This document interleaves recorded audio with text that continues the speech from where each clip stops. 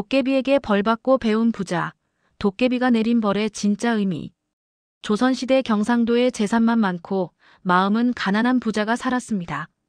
그는 가난한 사람들을 무시하고 품삯도 제대로 주지 않았으며 심지어 굶주린 사람에게도 인색했습니다. 어느 날 밤 그의 집에 도깨비들이 나타났습니다. 도깨비들은 그에게 특별한 벌을 내렸습니다. 하룻밤 사이에 모든 재산을 잃고 거지가 된 부자.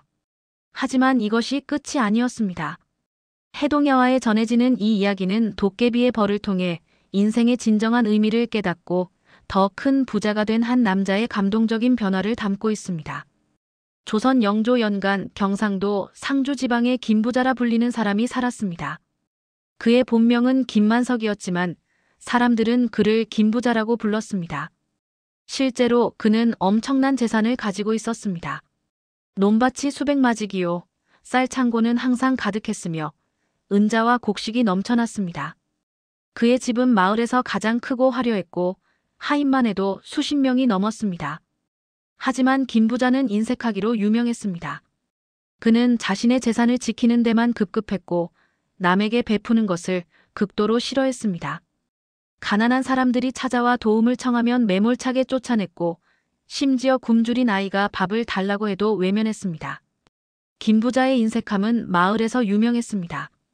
어느 해 흉년이 들어 많은 백성들이 굶주렸을 때의 일입니다. 마을 이장이 김부자를 찾아와 도움을 청했습니다. 김부자님, 마을 사람들이 굶주리고 있습니다. 부자님께서 쌀을 좀 나눠주시면 많은 사람들이 살 수 있습니다. 하지만 김부자는 단호하게 거절했습니다. 내 쌀은 내가 피땀 흘려 모은 것이오.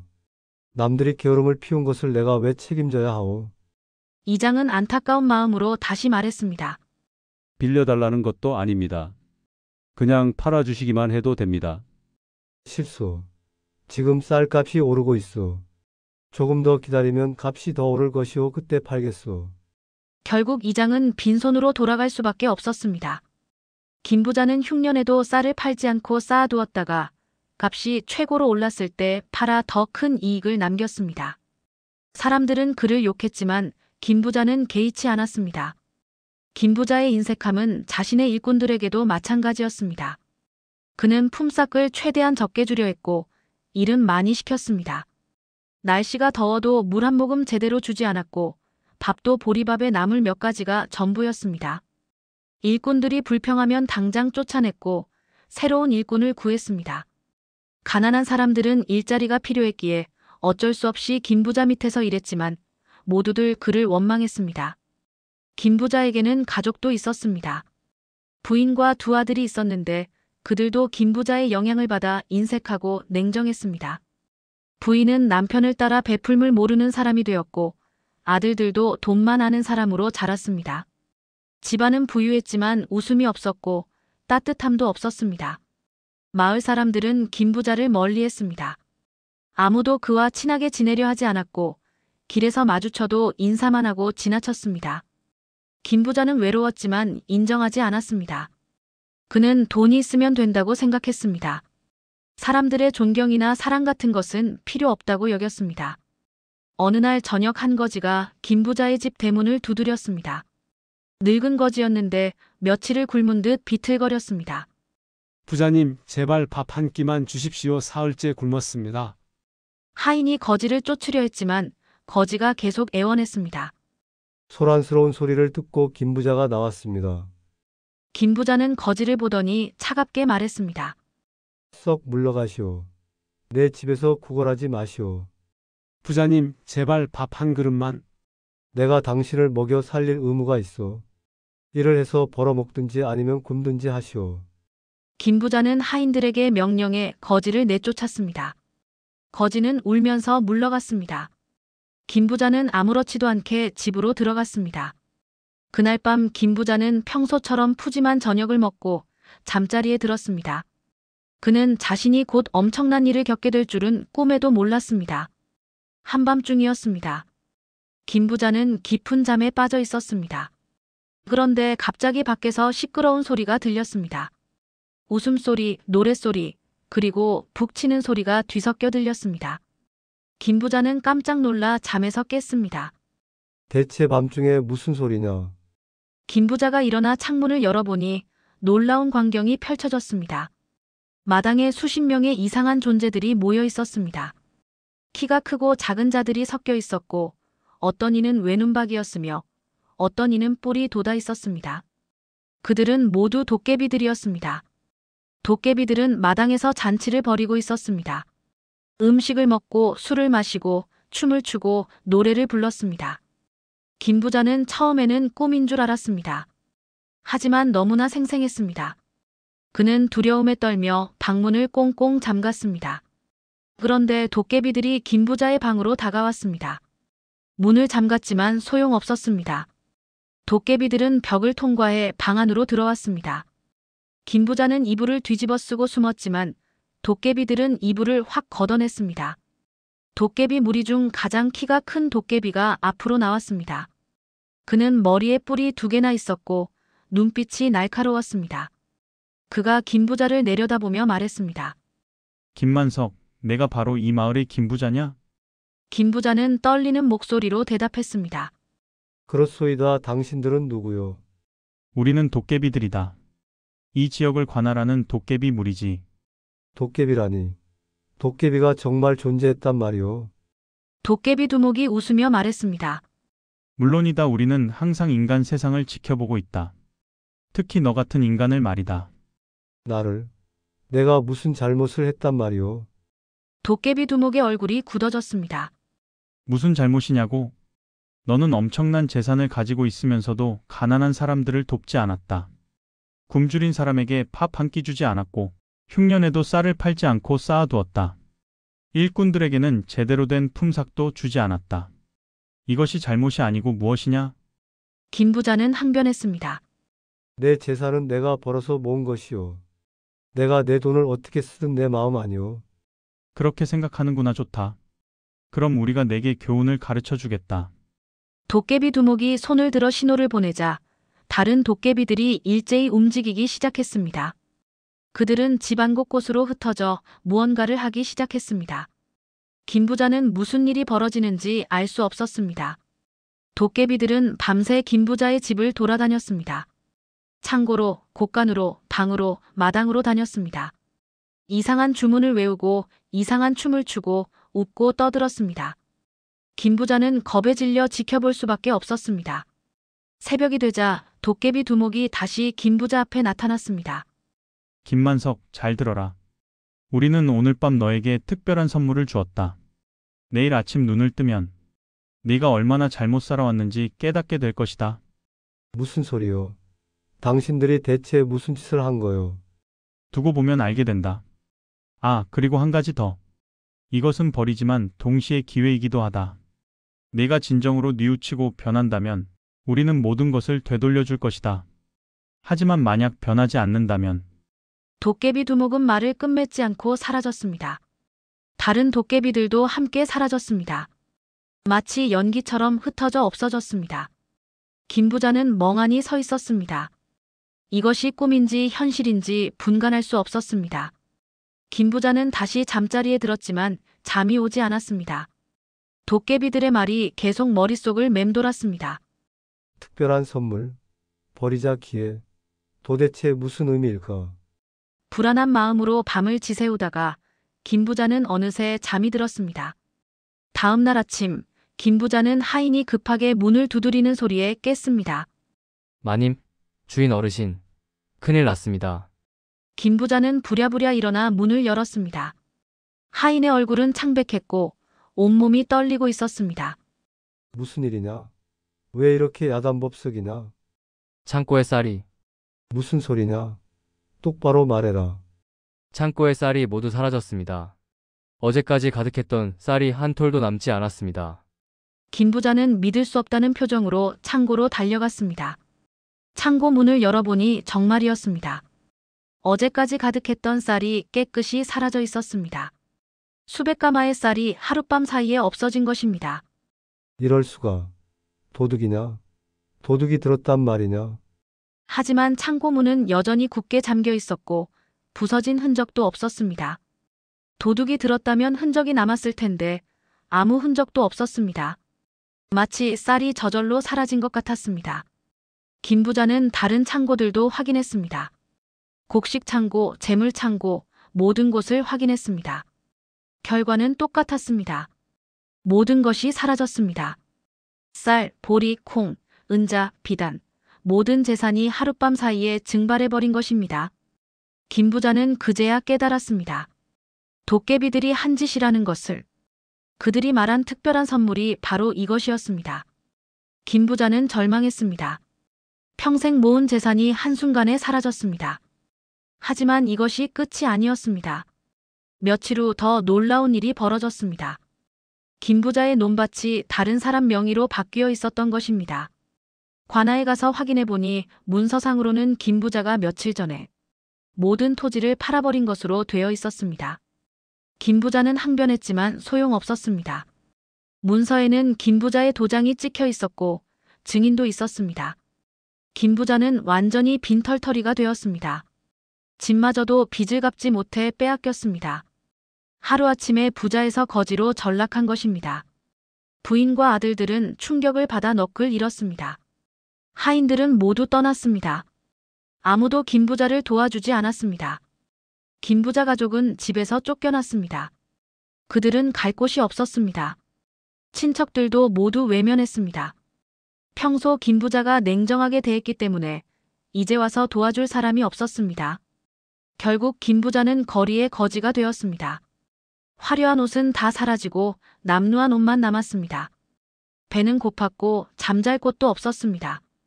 김 부자는 대문 앞에서 구걸을 해야 했습니다. 부디 밥 한 끼만 주십시오.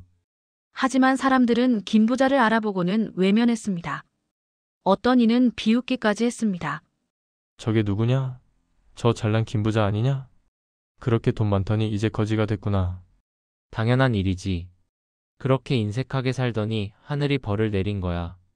평소에 남 도와주지 않더니 이제 자기가 도움을 청하는구나. 참 웃긴 일이야. 사람들의 조롱과 냉대가 김 부자의 가슴을 찔렀습니다. 그는 처음으로 자신이 얼마나 냉정하게 살아왔는지 깨달았습니다. 다른 사람들이 도움을 청했을 때 자신이 어떻게 대했는지 기억났습니다. 그리고 지금 자신이 똑같은 대우를 받고 있었습니다. 김 부자는 거지 생활을 시작한 지 한 달이 지났습니다. 그 한 달은 그의 인생에서 가장 고통스러운 시간이었습니다. 추위와 배고픔은 기본이었고 사람들의 멸시와 조롱이 더 큰 고통이었습니다. 어느 날 김 부자는 자신이 예전에 살던 집 근처를 지나갔습니다. 그의 집은 이제 다른 사람이 살고 있었습니다. 새 주인은 부유한 상인이었는데 김 부자보다 더 화려하게 집을 꾸며놓았습니다. 김 부자는 자신의 과거를 바라보며 눈물을 흘렸습니다. 그때 집안에서 누군가 나왔습니다. 늙은 거지였습니다. 김 부자는 그 거지를 알아보았습니다. 며칠 전 자신의 집 문 앞에서 밥을 구걸했던 그 거지였습니다. 자신이 매몰차게 쫓아냈던 바로 그 사람이었습니다. 늙은 거지는 김 부자를 보더니 다가왔습니다. 김 부자는 부끄러워 고개를 숙였습니다. 하지만 놀랍게도 거지는 김 부자에게 밥을 내밀었습니다. 여기 드시오. 새 주인께서 주신 밥이오. 나 혼자 먹기에는 많으니 함께 먹읍시다. 김 부자는 놀라서 거지를 바라보았습니다. 나를 아시오. 물론이지요. 부자님이셨지 않습니까? 아니, 이제는 나와 같은 처지시군요. 내가 당신에게 못되게 굴었는데 어찌 나에게 밥을 주시오. 늙은 거지는 온화하게 웃으며 말했습니다. 그때는 그때고 지금은 지금이지요. 지금 당신은 배고픈 사람이고 나는 밥이 있습니다. 그러니 나누는 것이 당연하지요. 김 부자는 그 말을 듣고 크게 깨달았습니다. 자신은 넉넉할 때도 나누지 않았는데 이 거지는 거의 없는데도 나누고 있었습니다. 김 부자는 눈물을 흘리며 밥을 받았습니다. 고맙소이다. 정말 고맙소이다. 두 사람은 함께 밥을 먹었습니다. 보리밥에 김치 몇 조각이 전부였지만 김 부자는 평생 먹어본 것 중 가장 맛있는 밥이라고 느꼈습니다. 배만 채우는 것이 아니라 마음까지 따뜻해졌기 때문입니다. 늙은 거지가 말했습니다. 부자님, 아니 이제는 같은 처지의 벗이라 불러야겠군요. 당신이 왜 이렇게 되었는지 아십니까? 도깨비들이 나를 벌한 것이오. 도깨비들이 왜 당신을 벌했을까요? 김 부자는 잠시 침묵했습니다. 그리고 천천히 말했습니다. 내가 잘못 살았기 때문이요. 나는 돈만 알았고 사람의 마음은 몰랐소. 베품도 몰랐고 나눔도 몰랐소.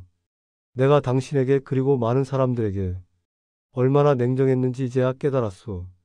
늙은 거지는 고개를 끄덕였습니다. 깨달으셨군요. 그것만으로도 큰 변화입니다. 돈은 잃을 수도 있고 다시 벌 수도 있습니다. 하지만 사람의 마음을 잃으면 다시 얻기 어렵습니다. 김 부자는 그 말을 가슴 깊이 새겼습니다. 그날 이후 김 부자는 변하기 시작했습니다. 비록 거지였지만 그는 다른 거지들을 도왔습니다. 구걸에서 얻은 밥을 나누고 추운 날에는 자신의 옷을 벗어주기도 했습니다. 사람들은 김 부자의 변화를 신기하게 바라보았습니다. 어느 날 김 부자는 길에서 쓰러진 아이를 발견했습니다. 굶주려서 기운이 없는 아이였습니다. 김 부자는 망설이지 않고 자신이 아침에 구걸에서 얻은 떡을 아이에게 주었습니다. 그것이 그날의 유일한 음식이었지만 김 부자는 후회하지 않았습니다. 얘야, 이걸 먹어라. 기운을 차려야 한다. 아이는 떡을 받아먹고 기운을 차렸습니다. 아이의 어머니가 급히 달려와 김 부자에게 감사 인사를 했습니다. 정말 감사합니다. 당신이 아니었다면 우리 아이가 큰일 날 뻔했습니다. 김 부자는 미소를 지으며 말했습니다. 아닙니다. 당연한 일을 했을 뿐입니다. 그 순간 김 부자는 알 수 없는 행복감을 느꼈습니다. 부자였을 때는 느껴보지 못한 감정이었습니다. 누군가를 도와주고 감사 인사를 들었을 때의 그 따뜻한 느낌. 그것이 진정한 행복이라는 것을 김 부자는 깨달았습니다. 석 달이 지났습니다.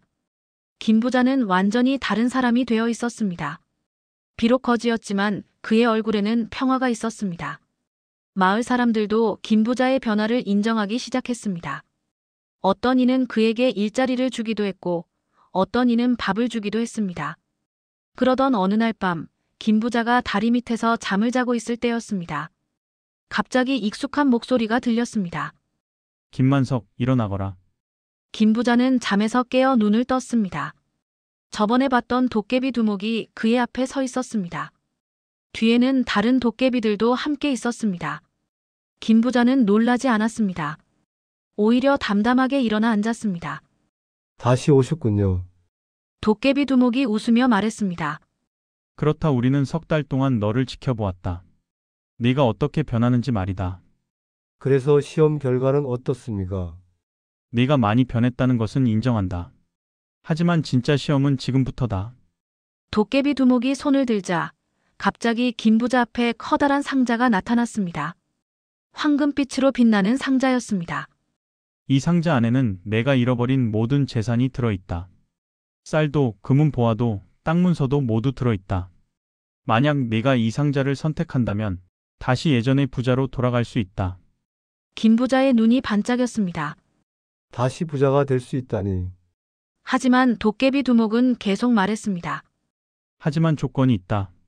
만약 네가 이 상자를 선택한다면 지난 석 달 동안의 기억을 모두 잃게 된다. 거지로 살면서 배운 것들, 깨달은 것들 모두 잊게 된다.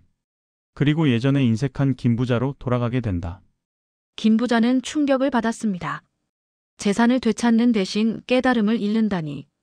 도깨비 두목이 다시 손을 들자 또 다른 상자가 나타났습니다. 이번에는 작은 나무 상자였습니다. 이 상자 안에는 적은 양의 돈이 들어있다. 작은 가게를 시작할 수 있을 정도의 돈이다. 많지는 않지만 성실하게 일하면 먹고 살 수는 있다. 만약 네가 이 상자를 선택한다면 지난 석 달의 기억과 깨달음을 모두 간직할 수 있다. 김 부자는 두 상자를 번갈아 바라보았습니다. 황금 상자는 화려하고 컸지만 나무 상자는 소박하고 작았습니다. 예전의 김 부자라면 망설임 없이 황금 상자를 선택했을 것입니다. 하지만 지금의 김 부자는 달랐습니다. 김 부자는 천천히 나무 상자 앞으로 다가갔습니다. 그리고 나무 상자를 집어들었습니다. 나는 이 상자를 선택하겠습니다. 도깨비 두목이 놀란 표정으로 물었습니다. 왜냐? 황금 상자를 선택하면 다시 큰 부자가 될 수 있는데. 김 부자가 대답했습니다. 예전에 나는 재산은 많았지만 마음은 가난했습니다. 사람들의 존경도 받지 못했고 진정한 친구도 없었습니다. 하지만 지난 석 달 동안 나는 진정으로 소중한 것이 무엇인지 배웠습니다. 그것은 돈이 아니라 사람의 마음이었습니다. 김 부자는 계속 말했습니다. 나는 이제 압니다. 많이 가진 것이 중요한 게 아니라 어떻게 사용하느냐가 중요하다는 것을, 혼자 많이 가진 것보다 함께 나누는 것이 더 가치 있다는 것을, 이 깨달음을 잃는다면 다시 부자가 되는 것이 무슨 의미가 있겠습니까? 도깨비들이 모두 박수를 쳤습니다. 도깨비 두목은 활짝 웃으며 말했습니다. 훌륭하다. 내가 진정으로 변했구나. 우리가 원한 것이 바로 이것이다. 도깨비 두목이 김 부자의 어깨를 두드렸습니다. 김만석, 내가 시험에 통과했다. 진정한 부자가 무엇인지 깨달았다. 이제 우리가 진짜 선물을 주겠다. 도깨비 두목이 다시 손을 들자 놀라운 일이 벌어졌습니다. 갑자기 주변 풍경이 변하기 시작했습니다. 다리 밑이 아니라 어느 집 아니었습니다. 그리고 그 집은 김 부자가 예전에 살던 집이었습니다. 이게 어떻게 된 일입니까? 내가 잃어버린 모든 것을 돌려주겠다. 재산도, 땅도, 집도 모두 돌려주겠다. 하지만 이번에는 다르다. 이제 너는 진정한 부자가 될 것이다. 재산도 많고 마음도 풍요로운 진짜 부자 말이다. 김 부자는 믿을 수 없다는 표정으로 주변을 둘러보았습니다. 정말로 모든 것이 돌아와 있었습니다. 창고에는 쌀이 가득했고 문서함에는 땅 문서가 들어 있었습니다. 하지만 기억하거라, 이것은 내 것이 아니다. 하늘이 너에게 맡긴 것이다. 너는 이것을 지혜롭게 사용해야 한다. 가난한 사람들을 돕고 어려운 사람들에게 베풀어야 한다. 그것이 진정한 부자의 책임이다. 김 부자는 무릎을 꿇고 도깨비들에게 절했습니다. 감사합니다. 정말 감사합니다. 제가 배운 것을 결코 잊지 않겠습니다. 다음 날 아침 김 부자는 새로운 사람으로 깨어났습니다. 재산은 모두 돌아왔지만 그는 예전의 김 부자가 아니었습니다. 그는 이제 진정한 부자였습니다. 김 부자가 가장 먼저 한 일은 마을 사람들을 찾아가는 것이었습니다. 그는 지난 석 달 동안 자신을 도와준 사람들, 특히 늙은 거지를 찾아갔습니다. 김 부자는 늙은 거지에게 집을 한 채 사주고 평생 편히 살 수 있도록 했습니다. 이렇게까지 하지 않아도 됩니다. 늙은 거지가 말했지만 김 부자는 고개를 저었습니다. 아닙니다. 당신은 제가 가장 어려울 때 저를 도와주셨습니다. 그 은혜를 어찌 잊을 수 있겠습니까? 이것은 제 마음입니다. 김 부자는 마을 이장을 찾아가 말했습니다. 이장님, 제가 큰 쌀 창고를 하나 지을 생각입니다. 그리고 흉년이 들면 마을 사람들에게 무료로 쌀을 나눠주려 합니다. 이장은 놀라서 물었습니다. 정말입니까? 예전에 김 부자님이 아니신 것 같습니다. 예전에 제가 잘못 살았습니다. 이제는 제대로 살고 싶습니다. 김 부자는 실제로 그 말을 실천했습니다. 큰 쌀 창고를 짓고 흉년이 들면 마을 사람들에게 쌀을 나눠주었습니다. 또한 가난한 아이들을 위한 서당을 세우고 무료로 글을 가르쳤습니다. 병든 사람들을 위해 약방을 지어 무료로 약을 나눠주기도 했습니다. 김 부자의 집에서 일하는 일꾼들에게도 변화가 있었습니다. 김 부자는 정당한 품삯을 주고 좋은 식사를 제공했습니다. 일꾼들이 아프면 약값을 대주고 쉴 수 있게 했습니다. 일꾼들은 김 부자를 진심으로 존경하게 되었습니다. 부인과 아들들도 변화를 받아들였습니다. 처음에는 남편의 변화를 이상하게 여기던 부인도 점차 남편을 이해하게 되었습니다. 그리고 함께 선행에 동참했습니다. 아들들도 아버지를 본받아 착한 마음을 갖게 되었습니다. 시간이 지나면서 김 부자의 명성은 널리 퍼졌습니다. 사람들은 그를 진정한 부자라고 불렀습니다. 재산이 많아서가 아니라 마음이 넓고 베풀물 아는 사람이라는 의미였습니다. 멀리서도 사람들이 김 부자의 이야기를 듣고 찾아왔습니다. 어느 날 한 젊은 부자가 김 부자를 찾아왔습니다. 그는 재산은 많지만 행복하지 않다고 고민을 털어놓았습니다. 김 어르신, 저는 돈이 많지만 행복하지 않습니다. 어떻게 해야 진정한 행복을 찾을 수 있습니까? 김 부자는 자신의 경험을 이야기해 주었습니다. 도깨비들에게 벌받았던 일, 거지로 살았던 3개월, 그리고 그 과정에서 깨달은 것들을 모두 이야기했습니다. 재산은 수단일 뿐입니다. 그 자체가 목적이 되어서는 안 됩니다. 재산을 어떻게 사용하느냐가 중요합니다. 혼자 쌓아두기만 하면 그것은 죽은 재산입니다. 하지만 나누고 베풀면 그것은 살아있는 재산이 되고 더 큰 행복으로 돌아옵니다. 젊은 부자는 감동을 받아 눈물을 흘렸습니다. 제가 찾던 답이 바로 이것이었습니다. 감사합니다, 어르신. 그 후로도 많은 사람들이 김 부자를 찾아와 조언을 구했습니다. 김 부자는 자신의 경험을 나누며 사람들을 도왔습니다. 10년이 지났습니다. 김 부자는 이제 70 노인이 되었지만 여전히 정정했습니다. 그의 재산은 예전보다 더 많아졌습니다. 놀라운 것은 많이 나눠주었는데도 오히려 재산이 늘었다는 것입니다. 사람들은 김 부자를 신뢰했고 그와 거래하고 싶어 했습니다. 김 부자의 성실함과 정직함이 더 큰 부를 가져온 것입니다. 어느 여름밤 김 부자가 마당에 앉아 달을 보고 있을 때였습니다. 갑자기 익숙한 기운이 느껴졌습니다. 도깨비 두목이 나타났습니다. 오랜만이구나, 김만석. 김 부자는 반갑게 맞이했습니다. 어서 오십시오. 정말 오랜만입니다. 10년 동안 내가 어떻게 살아왔는지 지켜보았다. 훌륭했다. 내가 진정한 부자가 되었구나. 모두 당신들 덕분입니다. 만약 그때 벌을 받지 않았다면 저는 여전히 인색한 부자로 살다가 외롭게 죽었을 것입니다. 도깨비 두목이 웃으며 말했습니다.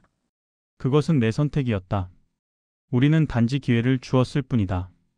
변화를 선택한 것은 바로 너 자신이다. 그래도 감사합니다. 제 인생에서 가장 큰 선물이었습니다. 도깨비 두목이 김 부자의 어깨를 두드렸습니다. 앞으로도 잘 살 거라. 그리고 네가 배운 것을 더 많은 사람들에게 전해라. 그것이 우리가 너에게 바라는 것이다. 도깨비 두목은 사라졌습니다. 김 부자는 달을 보며 미소 지었습니다. 그는 행복했습니다. 재산도 있고 사람들의 존경도 받고 무엇보다 마음이 평화로웠습니다. 김 부자의 이야기는 마을에서 대대로 전해졌습니다. 그리고 해동야화에 기록되어 오늘날까지 전해져 내려옵니다. 도깨비에게 벌받고 배운 부자의 이야기. 진정한 부는 재산이 아니라 마음에 있다는 교훈을 담은 이야기입니다. 유튜브 엔딩 멘트. 여러분, 해동야화에 전해지는 김 부자의 이야기 재미있게 들으셨나요? 이 이야기는 우리에게 중요한 교훈을 전해줍니다. 진정한 부자란 무엇일까요? 단순히 재산이 많은 사람일까요? 아닙니다. 재산도 있지만 그것을 지혜롭게 사용하고 어려운 사람들과 나눌 줄 아는 사람이 진정한 부자입니다. 김 부자는 도깨비들의 특별한 교육을 통해 이것을 깨달았습니다. 우리 조상들은 도깨비를 통해 이런 교훈을 전했습니다. 도깨비는 무섭기만 한 존재가 아니라 때로는 잘못된 삶을 바로잡아주는 선생님 같은 존재이기도 했습니다. 오늘날에도 이 이야기는 유효합니다. 아무리 많이 가져도 혼자만 누린다면 그것은 진정한 행복이 아닙니다. 함께 나누고 베풀 때 우리는 더 큰 행복을 느낄 수 있습니다. 여러분도 오늘 작은 것이라도 주변 사람들과 나눠보시는 건 어떨까요? 그것이 진정한 부자가 되는 첫걸음입니다. 다음 시간에도 재미있는 조선시대 이야기로 찾아뵙겠습니다. 구독과 좋아요, 알림 설정 부탁드립니다. 오늘도 행복한 하루 보내세요. 감사합니다.